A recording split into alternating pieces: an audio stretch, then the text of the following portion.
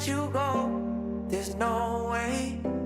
I'm already still burning. So hold me close.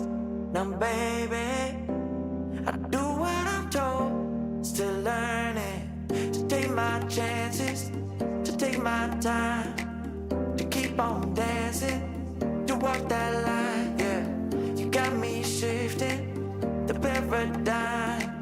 No longer wishing. You're my lucky strike. Love the way you ride. Look into my eyes, say you're ready to go. $1 million life, yeah. We could roll the dice. Act like you're surprised, but you already know. Oh yeah, got lucky overnight. Jackpot when I got the invite. Let me wrap my arms around you, 'cause I can't go home without you. And my heart just vibe with you, babe. Wanna go sky high with you, babe. Gotta bring you close to tell you that you're my lucky strike. And I got to tell you, if you didn't know, then I got to tell you that you're my lucky strike. And I got to tell you, if you didn't know, then I got to tell you that you're my lucky strike. Cooler than cold, I'm all in. So load up the dice, so heavy. The way that you roll, I'm falling. So I never fall. I'm ready to take my chances, to take my time, to keep on dancing, to walk that line. Yeah, you got me shifting the paradigm. No longer wishing. You're my lucky strike. Love the way you ride. Look into my eyes, say you're ready to go. $1 million life, yeah. We could roll the dice. Act like you surprised, but you already know. You're my lucky strike. And I got to tell you, if you didn't know, then I got to tell you that you're my lucky strike. And I got to tell you, if you didn't know, then I got to tell you that you're my lucky strike. I can't let you go. There's no way. I'm already still burning. So hold me close. Now, baby, I do what I'm told. Still learning to take my chances, to take my time, to keep on dancing, to walk that line. Yeah, you got me shifting the paradigm. No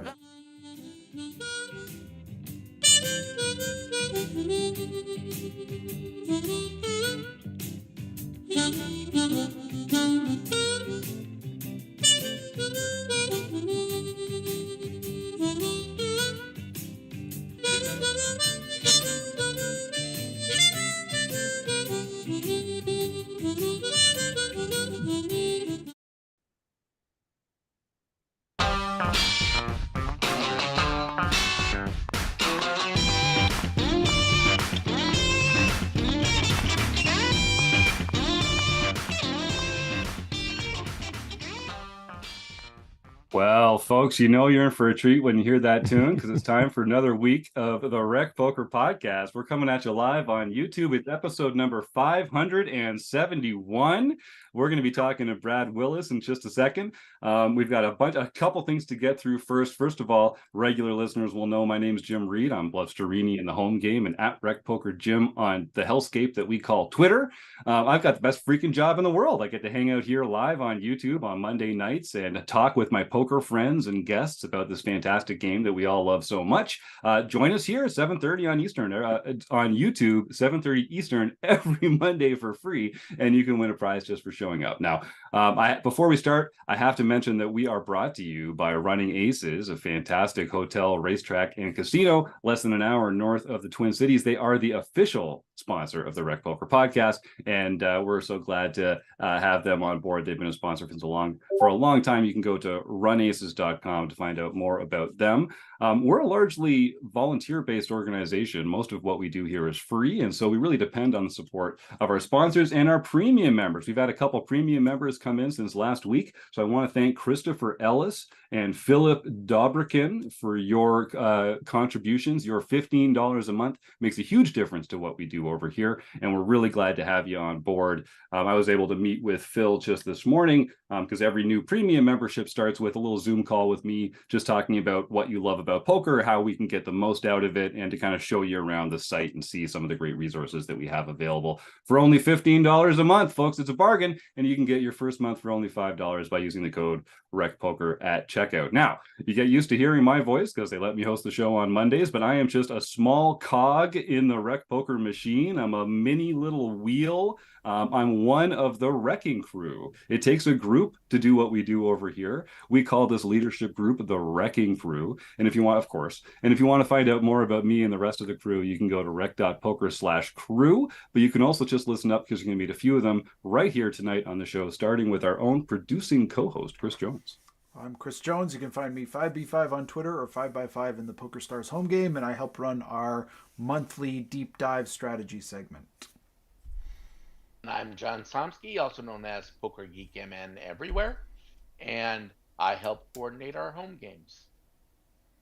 Hey guys, I'm Joseph Wills. I do the Be a Better Fish series on the website, and I am hockey_poker 702 in the home game. And remember that screen name because you're going to hear it later.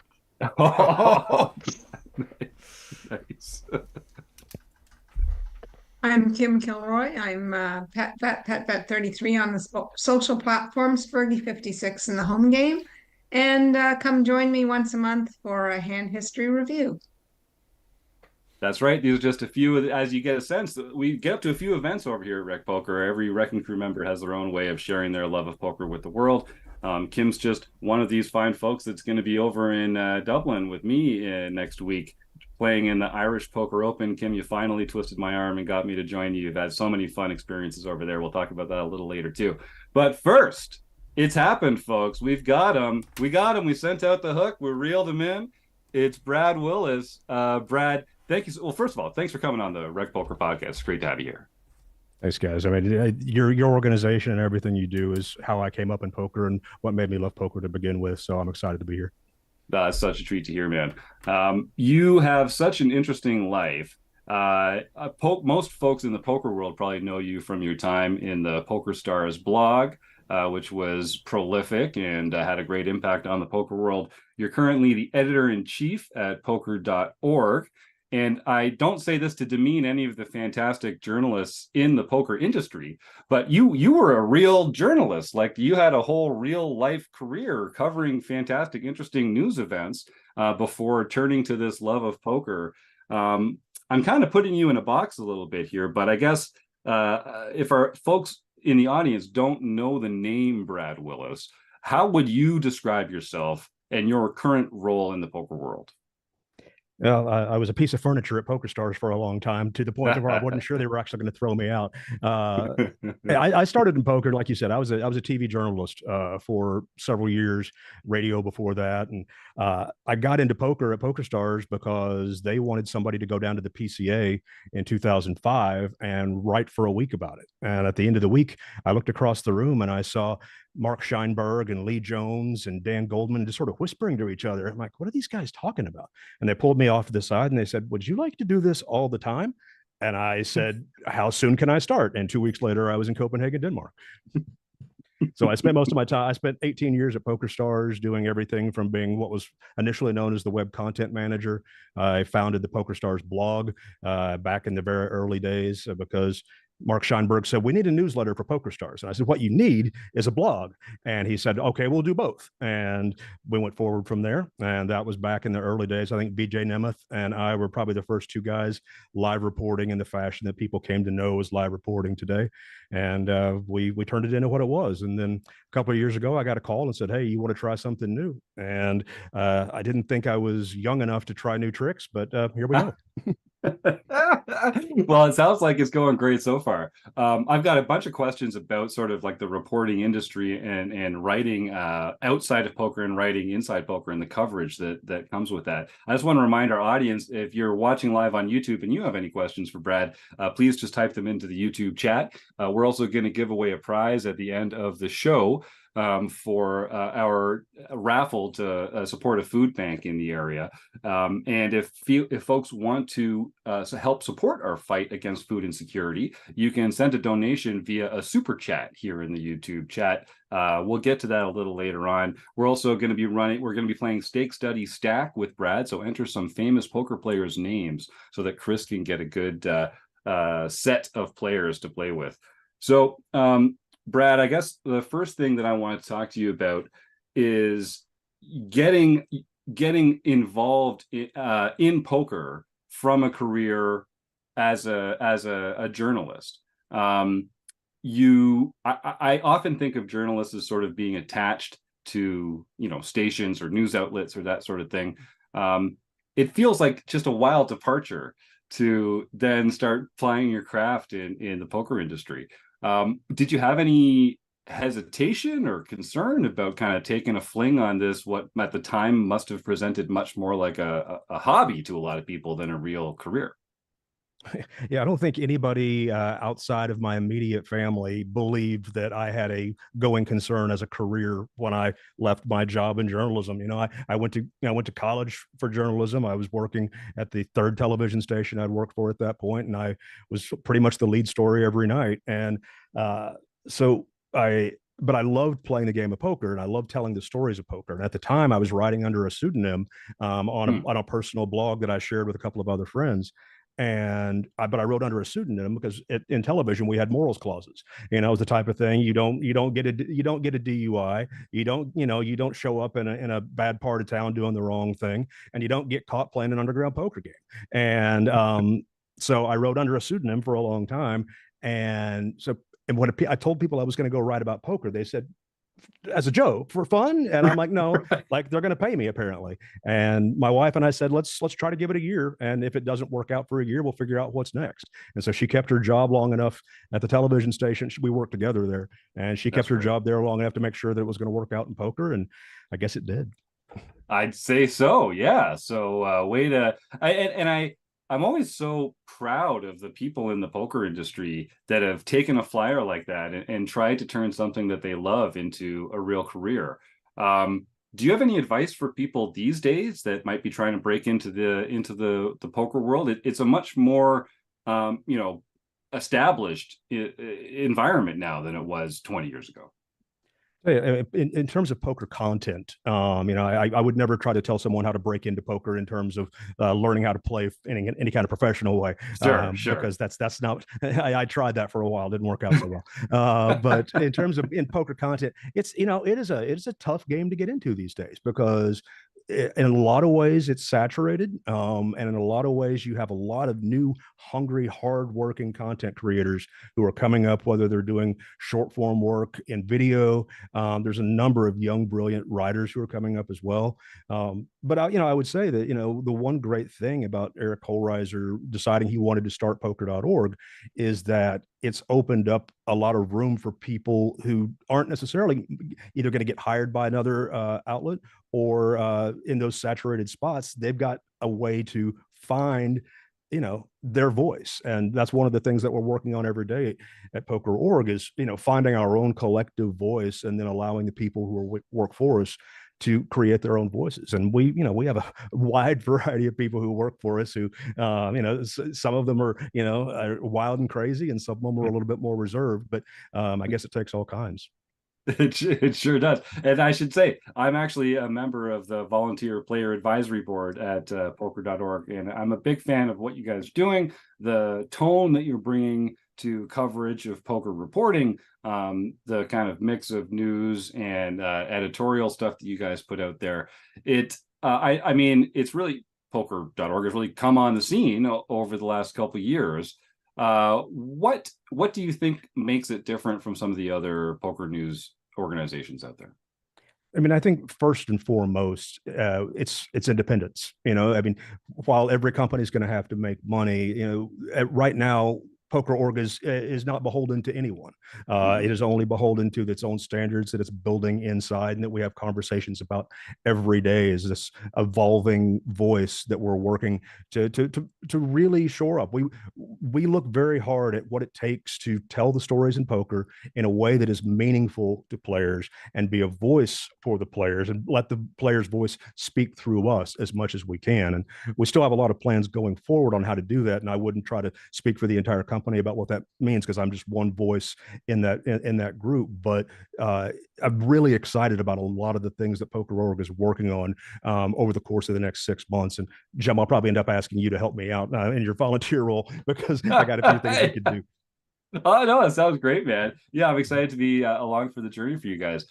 Speaking of excited, Rob Delaney, thank you so much for the super chat. $20 from Rob Delaney, who was our very first super chat donation guy back in the day of 2 or 3 weeks ago. Well, we got our first one. Nice. So thank you, Rob. We're going to share that with a local food bank here. I really appreciate your support. What a fantastic guy, OG in the recreational poker world. Yeah, so Brad, I mean, I love that idea. You guys have had a very natural place, I think, speaking from the player's perspective, and speaking to sort of parts of the poker story that are a little less kind of like text. Like, there's a lot of poker reporting around like high roller chip counts and that sort of thing. But I think you guys really do make an effort to cover things that are more accessible to recreational players. Sort of that thing that we actually engage with ourselves about poker. Is that on purpose? Is that one of the mandates? There is a great deal of mindfulness that goes into how we cover things, and again, none of it's set in stone. It's evolving every day. We know that. I mean, chip counts are like the score in sports, right? Right. And everybody's going to want to see the box score. Everybody's going to see who's winning. But at the same time, that accessibility is a really big thing. The poker is a sort of insular group as it is, but man, wouldn't it be awesome if more people could actually listen and want to watch more? And one of the things that I think about is I didn't know a darn thing about F1 racing until I started watching Netflix's Drive to Survive, and now I know I know what color underwear the drivers are wearing, and I've become fascinated with the sport just because it was accessible to me while I was sitting on my couch. And it's such a complicated thing. I'm never going to go drive an F1 car, but I will still watch the sport. I feel like poker can be handled in a lot of the same way. Going back, I've written the number of times that Ace King beats pocket tens in a hand more than I will ever want to in my life. But I'm never going to reach the point that where I'm done listening to interesting people tell stories. And I go back to like my first World Series of poker ever, and I can remember one of the very first guys I met was a rec guy out of Florida, who was a senior level, like he was actually probably my age at the time. He seemed real old, but he was probably my age at the time. But he played men's baseball, and his online name on PokerStars was Down the Line. But like I became so interested in telling his story at the time that I still remember, like, his name was Jim Hamburger, and you're not going to forget that name either. Meeting guys like that and meeting women who were like fighting in those earlier days back in the, it was so fun to tell those stories. And I never grow tired of telling people stories. I will grow tired of watching coin flips, and there's only so much talk about what the proper way to play is, and there's a place for that everywhere. Like, listen, just because it's not necessarily my cup of tea, there are guys and girls who work for PokerStars who know much more about this and are really good at telling those stories. But all of us feel very passionate about telling the people stories.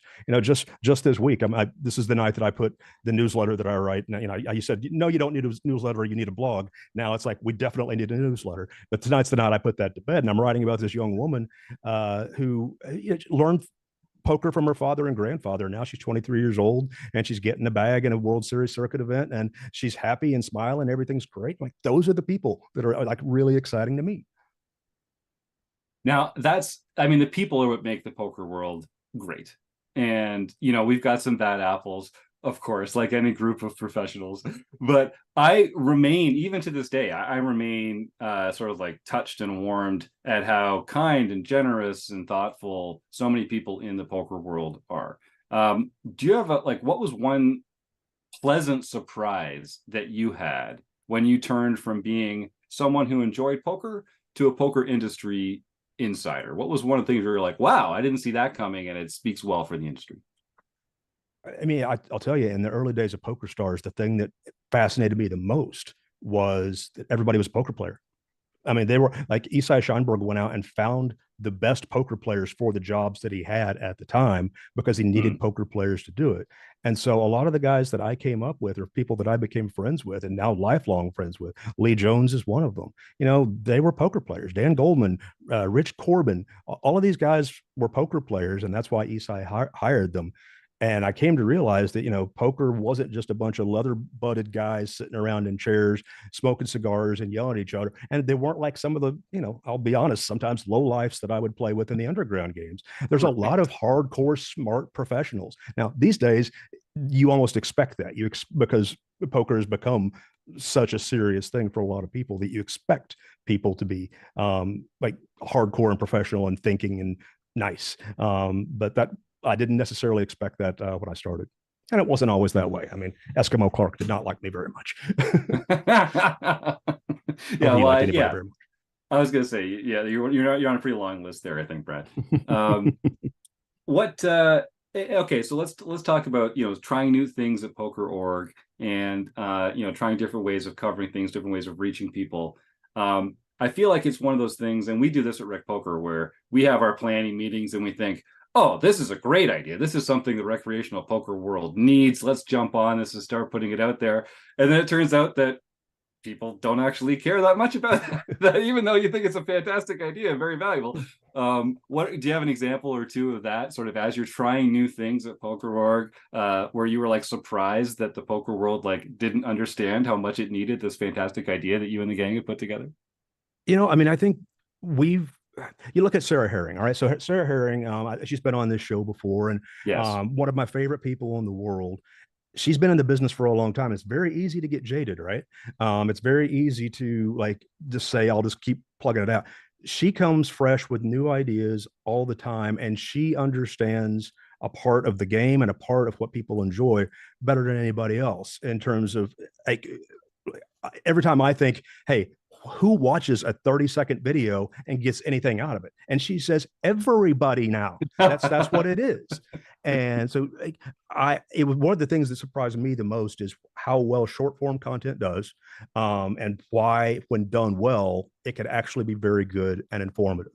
You know, it's funny because my brain thinks in gigantic, large projects every time. You know, it's like I turned a podcast that was supposed to be a short book into a 27 episode podcast that took me 2 years to put together. I was fascinated with the idea. We did something called Runner back a year and a half ago or so, which was a promotion where we put a guy out on the road and tried to make him disappear. And that was a thing that I tried to get Poker Stars to do for a long time. And like, it sounds complicated. And I'm like, it is. It's very, very complicated. Even folks with inside stars are like, that sounds really complicated, but let's do it. And that was what was exciting, is that like they were like, and you know, it was a really interesting experiment that I would really like to try again someday. But you know, I think the public's appetite for new things isn't always as big as we think it is. And man, if you feed them the right thing and all of a sudden they want it, you know, Instant Live is our product. Well, basically our live reporting product. You know, it's not much necessarily different in concept than what I was doing at Poker Stars and the blog for a long time. What's different about it is the new approach that we're bringing to it, to where you can watch the video while you're watching the updates come through, and you have all the various videos and social and everything go together, and there's this narrative that happens throughout. And it's a new approach that's not, again, just watching hands play out. There's always room for good hands, but one of the staples of how we go forward is it can be skimmable, but it shouldn't be skippable. And it should never be boring. And that's like, if it's boring, there's no reason to put it on there. I love that. I'm hogging all the questions here, but if anyone in the YouTube chat, like I say, has any questions, type them in. If you're on the panel here and you'd like to talk to Brad, just unmute and jump on in there. Brad, how much poker do you get to play these days? You know, it's funny you asked that, because two of my best friends in the world and They for a long time when I was really busy, they started going. The nearest poker room to here is an hour and 45 minutes away in Cherokee, North Carolina, and so we started going up there, and we were literally trying to plan the trip for this Saturday, but they're running a high hand promotion up there where they're dumping $1,000 on the table every 15 minutes for the high hand all day long, giving out $100,000 every weekend. So you can't get on a table. It gets a huge room. You can't get on. So to answer your question, when I was younger, I played 3 or 4 nights a week. Live and underground games, and then played the rest of the time online. And now that I'm an older man, if I get up to play one Saturday every month in Cherokee, I'm doing really well. That's a good answer. Joseph, jump in. All right, yeah. You said Cherokee, so my ears perked up. I lived in Charlotte for about 3 years, and that was the closest one. It was a 3-hour drive from Charlotte. Where are you located? I live in Greenville, South Carolina, which you probably know. Go Swamp Rabbits. I know very well. Exactly. I've been to plenty of Swamp Rabbits games. Guy. Yeah, back in the day, we had the Greenville Growl back in the early days when I was here. Got to watch them play in the ECHL and bang on the glass, and it was a good old time. But for people who don't know it, Greenville, South Carolina, if you can find Charlotte and Atlanta on a map, draw the diagonal line between the two and put a dot right in the center of it, and that's where I am. Right. I was wondering if you've been following the progress of the Two Kings Casino, and I believe they're putting a poker room in, and if you can, kind of talk about that, because that's going to be huge and give Cherokee, I think, a run for their money and pull some business from them. I tell you, I mean, that's one of the things about going after Cherokee is that you've got everybody coming out of Atlanta, you got everybody coming out of Charlotte, Tennessee, South Carolina. If we were to go anywhere else, we'd probably drive all the way down to Best Bet in Jacksonville. So the Kings Mountain, it's been coming for a long time. For those that don't know, it's basically right on the border of North and South Carolina, near Charlotte. It's been largely like a slot casino in its early iteration. They keep promising a poker room, but if and when they get that up and running, you have everybody like me who could literally hop on Interstate 85 and be there in an hour and 10 minutes, only on interstate driving, not driving up through the Smokies or the Blue Ridge Mountains. It's a quick trip up the interstate.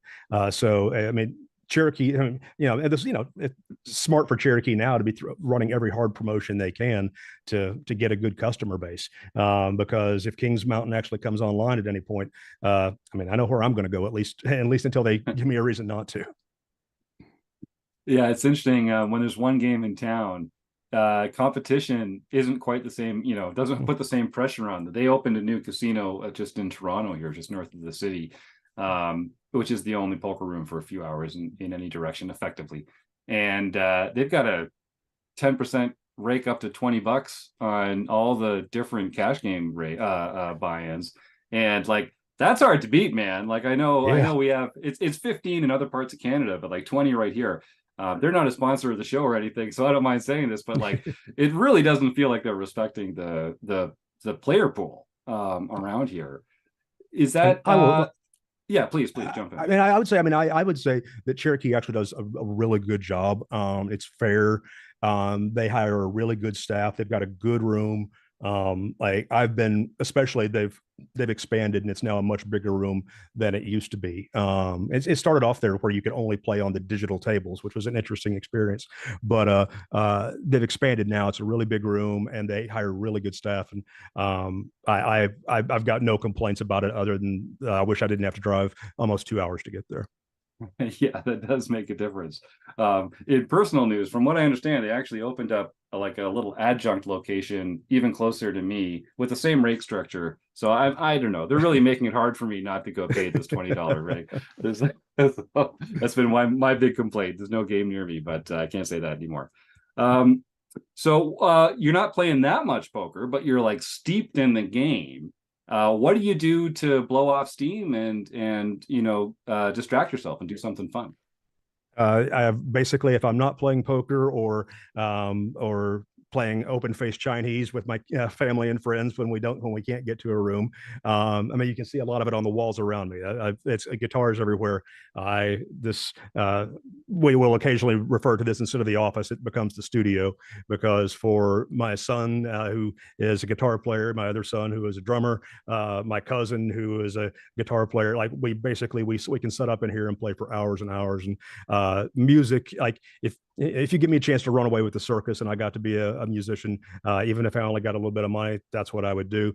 And if I'm not doing that, you'll more often than not find me either plopped on the couch watching a baseball game, out in my garage listening to a baseball game while I play with woodworking games, or I'm at my son's games. Both of my sons are baseball players, and so I spend a lot of time, especially starting about now through August, either at games locally or on the road with them. That's freaking delightful, Brad. How old are the boys? I have a freshman in college. If you want to, yeah. Freshman in college, and the other one is in 8th grade. And they are both lefty pitchers, and it's been absolute ball for having a father who, frankly, just is not that athletic. They said, "Did you play?" Did you play sports in high school, Dad? And I said, I practiced a lot of sports, but I never really played that much. So I'm pretty good with a couple of words or a 6-string guitar, but I'm better off behind the backstop when it comes to sports. Well, I'm so glad that you were able to have that with your kids and to enjoy that, passion of yours. You say you're not that athletic. I'll take your word for it. But I know baseball in particular is something that you've really been into for a long time. Is there a better feeling in the world than having your sons grow up to be good at this sport that you love and you get to enjoy with them and create this bond? What does it feel? How does it feel to be the luckiest guy in the world? I guess is what I'm asking. It's absolutely the truth. It really is. I've gotten so freaking lucky in my life because I didn't expect to have athletic kids. I just didn't. And frankly, honestly, when we first started playing ball, I'm like, yep, those are my boys. they didn't know which way it went, but they just fell in love with the community, a lot like poker. They fell in love with the community of baseball, and that community made them better. I could get into the games and I could encourage them, but the community made them better, just like in poker. And it's such a joy because here's the thing: I didn't play. I played slow pitch softball for a team called the Kinky Jalapenos when I was in high school. So there you go. But Spicy. That was about as athletic. It's very. I grew up as a St. Louis Cardinals fan. The first game I really truly remember watching was the final game of the '82 World Series. And then after that, I watched the St. Louis Cardinals all the way up through the strike in the '90s, and then got back into it a little bit when Mark McGwire and Sammy Sosa were making their run for the home run race back in the late '90s. And then I got busy and I didn't watch as much. And so when the kids started playing baseball, it got me to watching baseball a lot more. And now I've got the MLB package. And if there's not a game on at some point all day long, my electricity's out. Yeah, I remember I was a Jays fan since birth, growing up in Toronto, and they had just won back-to-back when that strike happened. And for a kid in his early teens, that just ripped my heart in half. That was it. I kind of fell off the MLB wagon a little bit there and started, I got more into the Steelers and football. And it's really too bad because that, it is a fantastic game. It's a great game. It's a great game for analysis, as well. That's very cool. Do you do any sports betting when you get so involved in a league like this? Is that I do my best not to.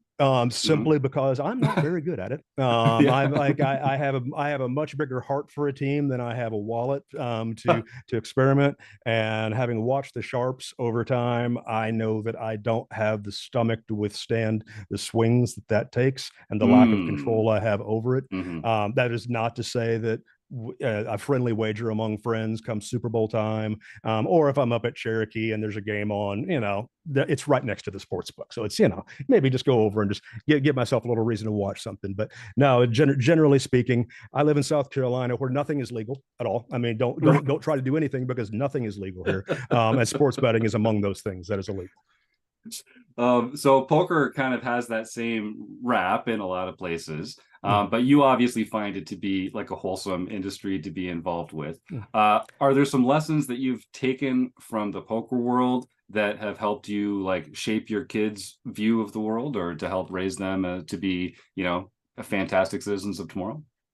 I think what I've learned in the poker world, and in general, just throughout the course of my career, is that there are so many mavericks in the game.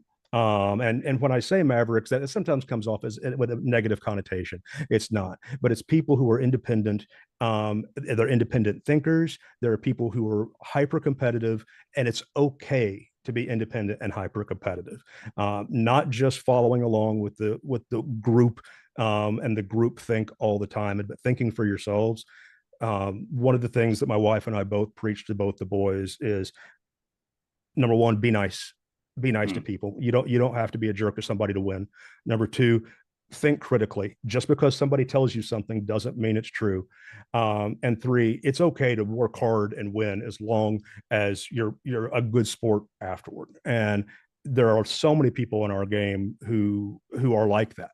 And as you said, they're bad apples.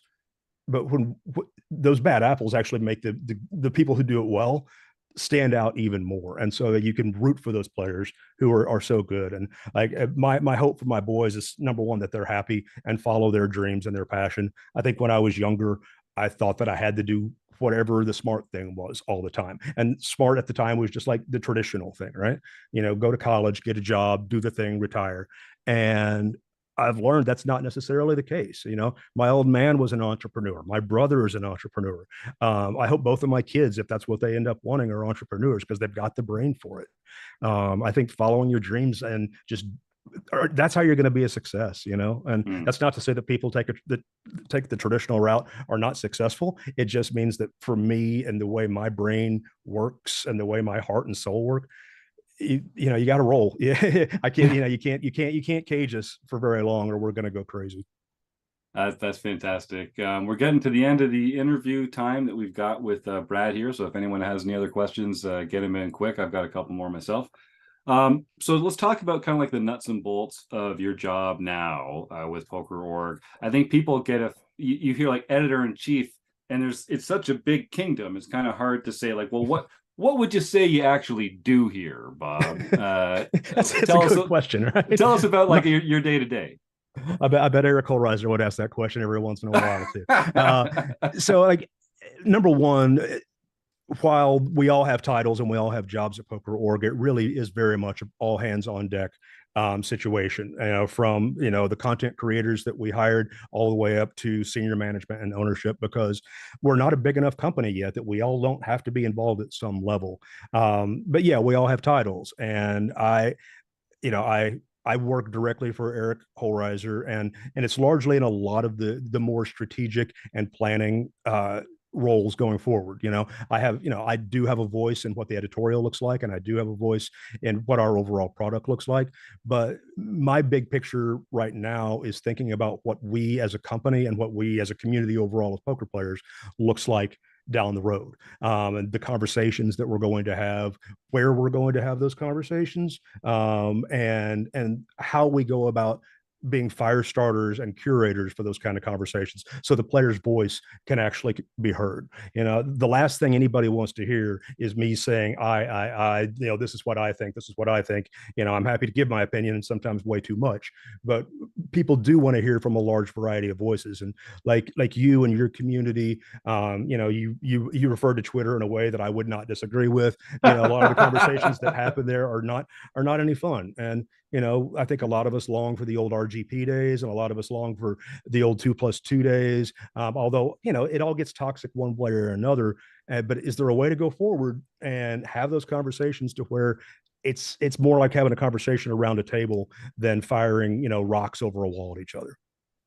I like that. Joseph, you unmuted for a second. I'm not sure if you're still there. Jump in if you are. Yeah. Yeah, I'm here. Okay. Yeah. Maybe. I guess my video went away, didn't it? Yeah, but that's okay. We come. No. It's important. I was just going to kind of. Look at that. Nice. See? Wow. Go Swamp Fantastic. I was not expecting to see a Swamp Rabbits takeaway there. That's awesome. Look, my jersey and visor are up in the closet. I didn't go get them. Anyway, so I have a kind of a two-part question. Obviously, the WSOP is coming up here, gosh, in just a couple of months now. Time flies. But are you all going, obviously you'll be covering that, but like say the Wynn, Venetia, and Resorts World, will you all be covering those summer series as well? And I guess the other part of the question is, if somebody wants to do live reporting or work for you all in Vegas during those times, how would they get in touch with you or poker.org to do that? Yeah, I mean, obviously, you're not going to miss summer camp in Vegas. I mean, that's where everybody is. We're still planning exactly how we're going to cover those things, but we also, as much as the World Series of Poker is the biggest summer camp, all year long, and it will require a lot of our resources. There's a lot going on in Vegas. I mean, all up and down the strip. We've formed good relationships with the poker room managers, and we've developed good reputations for being hard workers when we go there. And if there's a big enough tournament that they need coverage for it, we do everything we can to give that to them. And it allows us to stretch our legs a little bit and meet new people. It's so great. So while I can't tell you exactly what we're doing yet because it's still in the planning stage, you'll see the heart spade going up and down. And in terms of working for us, obviously we're always looking for good talent. The best thing to do is to either hit one of us up on Twitter, or other than that, there is hello@poker.org. Or if you really, I mean, it's pretty easy to find me. It's my first name @poker.org, if you're looking for something. That's awesome. Well, yeah, and I will say, like I say, I know Poker.org seems to be the kind of organization that has their heart in the right place, and they are bringing a lot of really interesting ways of covering poker to the world here. So it's great to see that continue. It seems like there's a lot of Poker Stars people over there, or is it upstairs anyway? I know you've got a fantastic group of up and coming writers and content producers as well. You were with Poker Stars for a long time, and through a lot of changes in the organization and in the poker industry and in the poker world. Can you talk a little bit about what that experience was like from the inside to see the poker world change so much, and then of course to see Poker Stars change as well, pretty significantly in a few different ways? Yeah, it was it was a wild ride. Like I said that my wife and I said we would give it a year, at a year and 3 months on April 15th. Well, actually, that's not exactly right. In 2006, during WCOOP, the UIGEA passed, and I was up late working on WCOOP. I'm like, well, I went and I poured a drink, and I'm like, that's it. It's a year and a half. We're there. We somehow made it through that, and then we made it to 2011. I was on my way home from Connecticut on a plane, and a guy who worked for me at Star said, "Hey, will you try to pull up the website?" And I'm like, "It looks fine to me." And he goes, "That's because you're on a plane." And because down on the ground there was an FBI domain seizure, and I mean, I won't lie to you. Like by that point, I'd been working for Poker Stars for almost 6.5 years, and I got home and I put my bags down. I sat at the top of my stairs and I cried because I thought that was it. I thought my career was over. I thought that was it for poker in general. And then I picked myself up and I'm like, all right, let's go back to work. And yeah, credit to one of the greatest entrepreneurs, leaders, mentors, Isai Scheinberg, for weathering the storm through all of that. Like I have such admiration for the man because he cared about the players as much as anybody has ever cared about the players. And for people who didn't know Poker Stars until somewhat later, they might not necessarily have suspected about Poker Stars. But at its core, Isai Scheinberg believed in taking care of the players first. It was always make sure that's good. We'll lose money if it means the players are okay. But yeah, when Isai and Mark sold the company in 2014, those were some seriously hard years because for that company, outside of its reputation was doing the right thing at all times. All of a sudden, when that reputation changes, and there's a lot of questions about how things are happening, both as a person who loved the community and as a person who proudly wore the Poker Stars spade everywhere I went. Those were some tough years, and I won't ever lie. And I think I'm never gonna call out names. Everybody knows exactly how it happened, or at least the very basics of it. But from the inside, for everybody who really cared about that company and what the Scheinbergs and their people built, it was a real big struggle to go through those next few years. And I think, Poker Stars has done a very good job at recovering a lot of its reputation in the last few years. I'm sure that it knows that it still has some work to do, but it's doing a much better job now. And I really hope that the legacy that the Scheinbergs built is something that is remembered much more strongly than what happened in those years between 2014 and a few years later. Yeah, and it just go. I mean, it's one of those days. We talk about Black Friday. You know exactly where you were. I Yeah. was on my honeymoon when it happened. Yeah. I'll always remember like pulling my phone out and seeing Twitter exploding that day. Yeah, and when you speak about sort of the differences of PokerStars, yeah, I mean, I think you've said it well. There wasn't another online operator that had what they had at that time, and that's just not the case anymore for a number of reasons. But it really, I think you said it well. Like, it really does speak to how important it is to have people in those strong leadership positions that have the right incentives for what you're trying to accomplish. And all for-profit companies, they can have whatever damn incentives they want, Brad. Yeah. Like that. But it really does make a difference, and it starts at the top. Having a customer service team that was as big and as well trained as PokerStars was what, largely what gave it its reputation. Why, they set that up in Costa Rica very early, with Terrence Chan, was one of the very first people to work on that. And I remember at the time, actually just 3 weeks before I got hired for PokerStars, I won a seat, a $10,000 seat on another platform that I won't mention, but I didn't quite understand how it was going to be like delivered to me, how I was going to end up going where I was supposed to be going. And I couldn't get a hold of anybody for 3 days. Right. And everybody at PokerStars, even like everybody who worked at PokerStars, had to learn how to do the customer service thing. And because if all of a sudden it was all hands on deck, it was all hands on deck, and everybody was doing customer service. And that doesn't, I don't know how it works these days, but I know that back then, it was really hard to go to another operator and try to figure anything out at that point. Yeah, no, absolutely.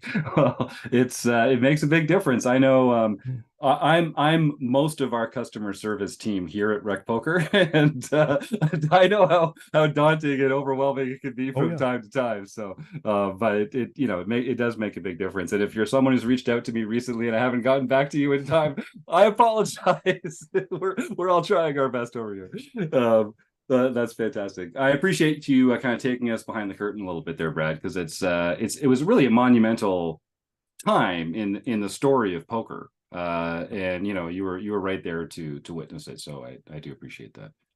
It was a glorious and amazing run through a company with some really hard days, but I have lifelong friends that came out of working there, and again, we'll never say a bad thing about the people who founded that company.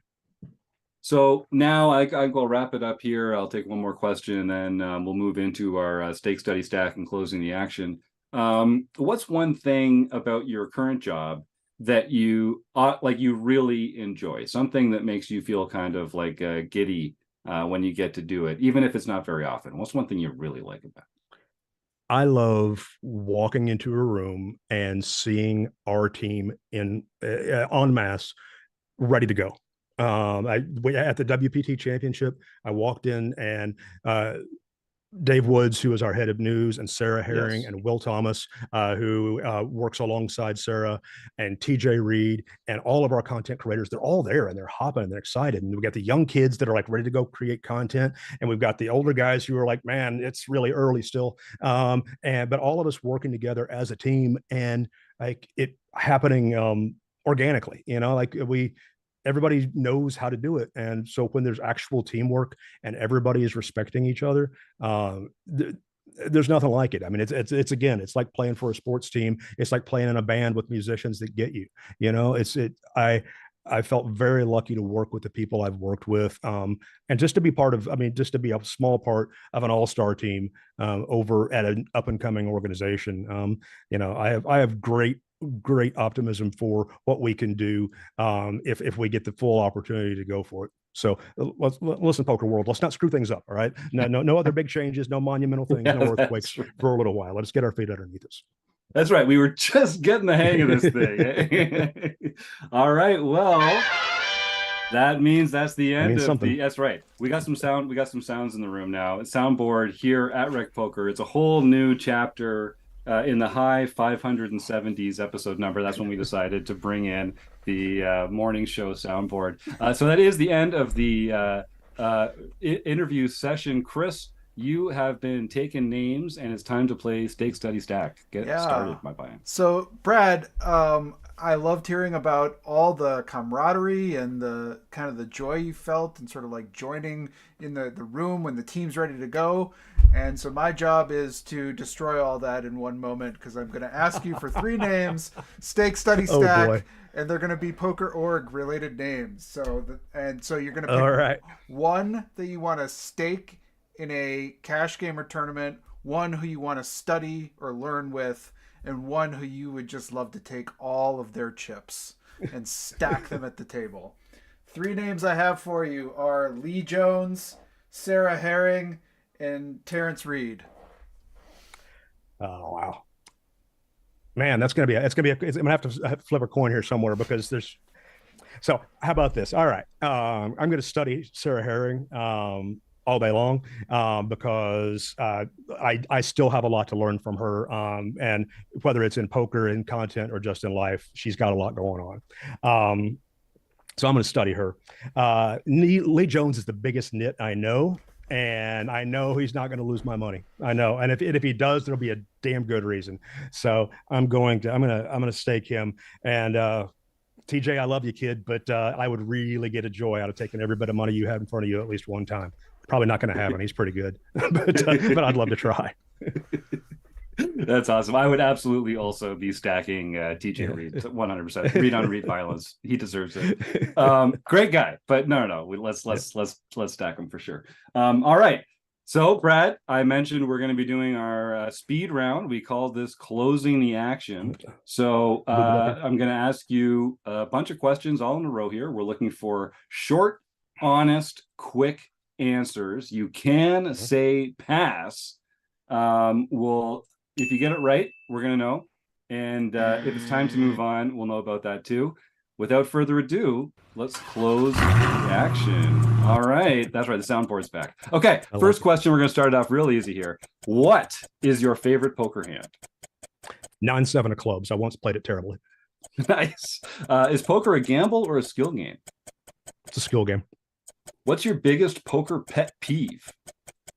Guys who lie to me when the money's already all in and tell me they have something they don't. Oh, yeah. I hate those guys. That's a good one. Is Die Hard a Christmas movie?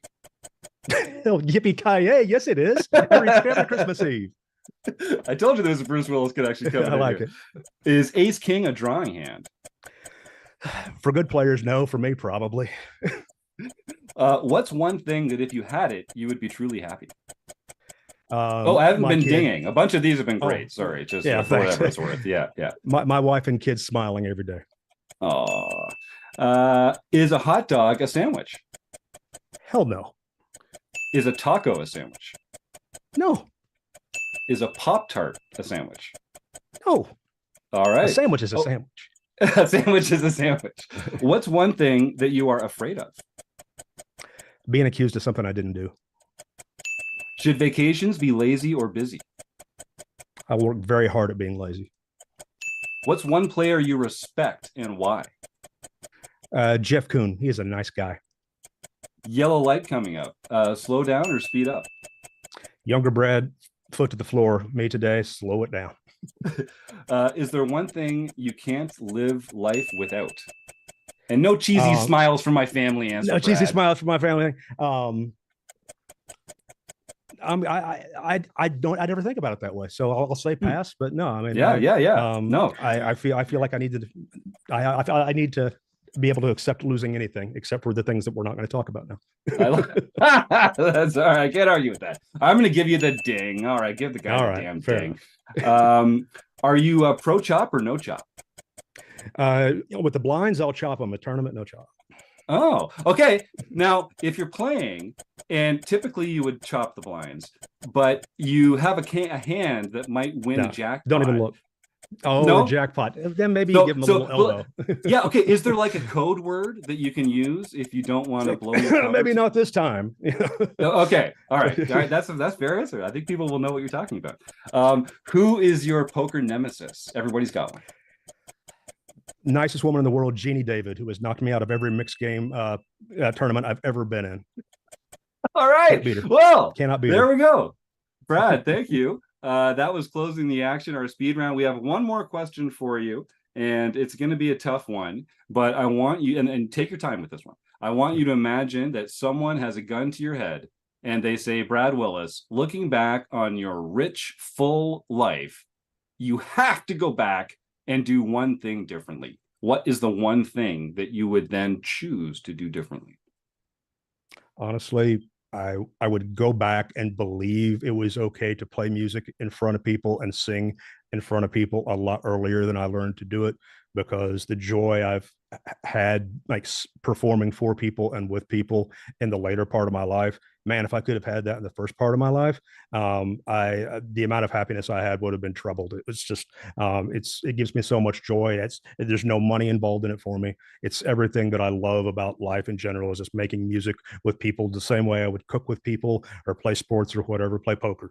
It's that is how I commune with people. And if I had learned how to do that and not be embarrassed or nervous about it a lot earlier in my life, I would have had a lot more joy early. That's a great answer, Brad. And I think, I hear from a lot of our guests that sort of, I wish I had just not worried about being embarrassed or not worried about being nervous and just tried this thing that I love earlier. So if you're listening at home, try that thing, whatever that thing is, try it. Just try it. What's the worst thing that can happen? It's really not that bad. And the upside is pretty freaking high. So well 100%. Well said. All right. Well, folks, we're going to start our food bank raffle right now. If you're in the YouTube chat, be like our man, Rob Delaney, and just type the words food bank into the YouTube chat. That's all you have to do. And then we're going to draw names and give away a fantastic prize just a little later in the show. And just like I always say, I just want to say, if you're sitting at home and you got nothing to do, just pull out your smartphone and Google food banks near me, and you'll find an organization in your neighborhood that could use your help, whether it's a few hours out of your day, a few bucks out of your wallet, or some non-perishable food items from your pantry. You'd be surprised how many people in the world, maybe in your neighborhood, maybe in your community, maybe even someone might be under a little pressure right now, struggling to put food on the table for their family or for a child or a loved one. And it's just now more than ever, lots of people need help. And the best way you can get a high ROI on your investment in your fellow man is by making a donation to a local food bank. So go do that. But in the meantime, just type the words food bank into the YouTube chat and you'll get entered for a prize here. Brad, obviously, you've mentioned people can catch you on the hellscape that is Twitter at Brad Willis, and you're Brad at poker.org. What can our audience do if they wanted to say thanks for coming on the show, that they really enjoyed your time here? They can reach out there, or can they subscribe to the Poker.org newsletter? What would be another fun thing? I would love it very much. The one thing that I do every Monday night going into Tuesday morning is put the org newsletter to bed. Our subscriber base has grown dramatically over the first 20 editions. It is fun every week. It is where I get to be a little bit more snarky and a little bit more of my personality that people might not see otherwise. So I would love that people just went to the front page of poker.org and click that button to subscribe for the org newsletter. We try to provide something valuable there for people every week, and usually that's a laugh, but frankly, that's pretty valuable to me. Well, it is. I can speak as someone who reads it. And my own sainted mother, Martha Reed, has re-entered the YouTube chat. She was struggling with the YouTube functionality earlier, but says Brad is an interesting guest. So there you go, Brad. Hi, well, thanks, Mom. So, yeah, that's right. Thanks, Mom. Glad you could get back into the show. It's great to see you in there again. Brad, thank you so much. This has been a delight. I knew it would be, but it was great to get in your head a little bit. I hope to see a lot of you, and I hope you let me put a cold drink in your hand when it comes to summer camp this year. I look forward to it. All of you, thank you very much. Really, really enjoyed it, and look forward to more episodes. All right. Thanks again. Well, we're going to talk to John Somsky about some upcoming home game results. And before we do, I just want to shout out Running Aces does have their spring break free roll coming up on March 30th. If you have a player's card there, they're adding $5,000 into the player pool, and it's a free buy-in. There are some top-up and add-on options available for you there. And we even did a podcast episode last year about maybe how you might approach a free roll tournament like this. So go check that out and tell them that everyone at RecPoker sent you. go have some fun at Running Aces. But if you're playing online in the free home game club that everyone can join for nothing and play with play money chips, but still win real prizes, you have to talk to John Somsky about what's been going on over there lately. Yes, we had our Mixed Game Championship Series on the second Wednesday of every month. We play a year-long series that you get points for every tournament you win. And Michael Babker, got his first mixed tournament victory. Apple O' My Eye, Harold Berry maintains the POY lead. Wow. Okay. And then in our daily series on Monday, March 11th, we have hockey poker Joseph Wills. What? Won the daily TOC event. Yeah. Earning the coveted silver pin. All right, I'll see that in June when you're out here, Jim. Thanks. Oh yeah, I'll bring him down. I'll be expecting that. Oh yeah, welcome to the club, partner. Nicely done. And Jasper Jr., Pat Barry got his first nightly victory for the year. Jay Sedum, Jeff S. got his third nightly victory for the year. Duck and Run, Michael Savage got his first international victory for the year. Oh, awesome. Isenma got his or her first international victory for the year. And then Stewie 13, Stuart Carriage, won the LPP event. So he can contact info@rec.poker for his free month at Learn Pro Poker. No surprises there. I got a bunch of killers in the winner's circle. So congratulations, Stu. You know the drill. Send that email to info@rec.poker and you will claim your free month of membership at Learn Pro Poker, one of our earliest learning partners. Congratulations. Stu's another one of those fun folks that I'll be partying with in Dublin over the next couple of weeks.